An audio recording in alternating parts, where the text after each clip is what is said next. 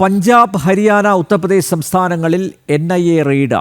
ഭീകരവാദ ഗൂഢാലോചനയുമായി ബന്ധപ്പെട്ട കേസിലാണ് നടപടി. ഡിജിറ്റൽ ഉപകരണങ്ങളും പണമിടപാട് രേഖകളും പിടിച്ചെടുത്തു. പഞ്ചാബ്, ഹരിയാന, ഉത്തർപ്രദേശ് എന്നീ 3 സംസ്ഥാനങ്ങളിലായി 18 സ്ഥലങ്ങളിലാണ് ഇന്ന് പുലർച്ചെ മുതൽ ദേശീയ അന്വേഷണ ഏജൻസി പരിശോധന നടത്തിയത്. ഭീകരവാദ ഗൂഢാലോചന, സാമ്പത്തിക സമാഹരണം എന്നിവയുമായി ബന്ധപ്പെട്ട് NIA രജിസ്റ്റർ ചെയ്ത കേസിലാണ് നടപടി. പഞ്ചാബിലെ 9 സ്ഥലങ്ങളിലും ഹരിയാനയിലെ 7ഉം ഉത്തർപ്രദേശിലെ 2 സ്ഥലങ്ങളിലുമാണ് റെയ്ഡ് നടന്നത്.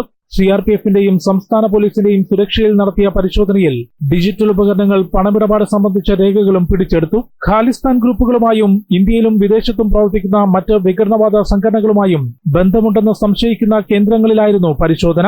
ഖാലിസ്ഥാൻ ഭീകര സംഘടന രാജ്യത്തിനകത്തെ മറ്റ് വിഘടനവാദ സംഘടനകളുമായി ചേർന്ന് സ്ഫോടനം, ആയുധക്കടത്ത്, പ്രമുഖ വ്യക്തികളെ വധിക്കാനും ഗൂഢാലോചന നടത്തിയെന്നാണ് നിഗമനം. കേസിൽ നേരത്തെ മുംബൈയിൽ അറസ്റ്റിലായ പഞ്ചാബ് സ്വദേശി ജ്യോതി എന്ന ജതീന്ദ്ര സിംഗിൽ നിന്ന് ലഭിച്ച വിവരങ്ങളുടെ അടിസ്ഥാനത്തിലാണ് ഇന്ന് പരിശോധന നടത്തിയത്. ജനം, ഡൽഹി.